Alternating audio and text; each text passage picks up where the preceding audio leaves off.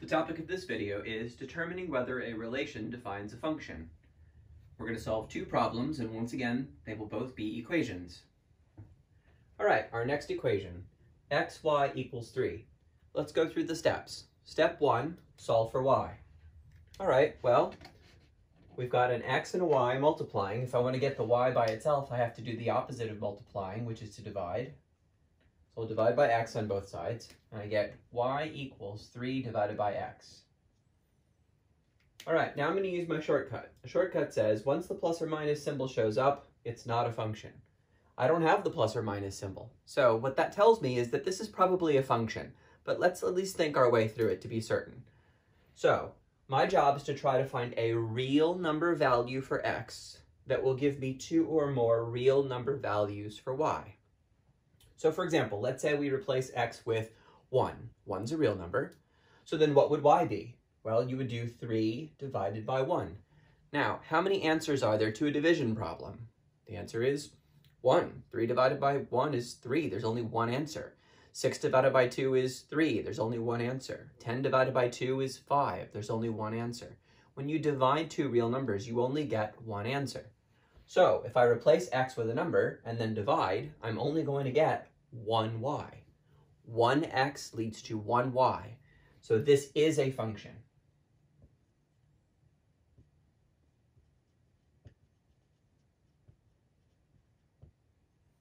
All right, let's move on to our next problem. All right, here's our next equation, y equals 2x plus 3. Now, in an earlier video, I mentioned that there's two ways to determine if an equation represents a function.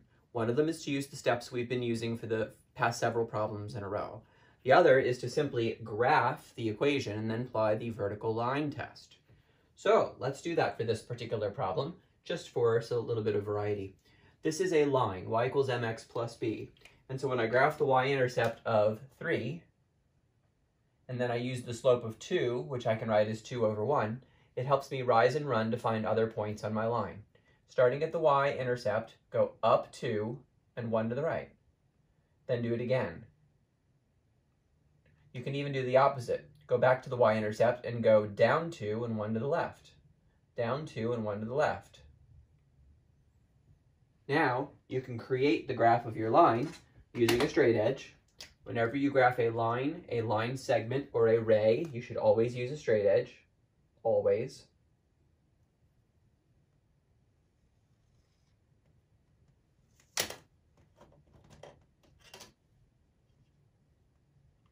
All right, so we've created our graph. Now we can apply the vertical line test. Can you find a vertical line that will intersect the graph of this line at more than one point?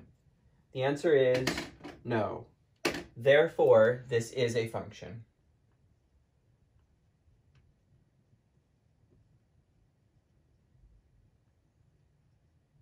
Now, we've solved this using an older method. Let's solve it using the same method we did for this problem. Step 1, solve for y. Done. Started out with y equals. Step 2, try to find a real value for x that gives 2 or more real values for y. Well, there's no plus or minus symbol, so I don't really see that happening. If you pick a value for x, you're going to multiply it by 2 and get one answer, and then you're going to add 3 and get one answer. So for each x, there will be one y. This is a function.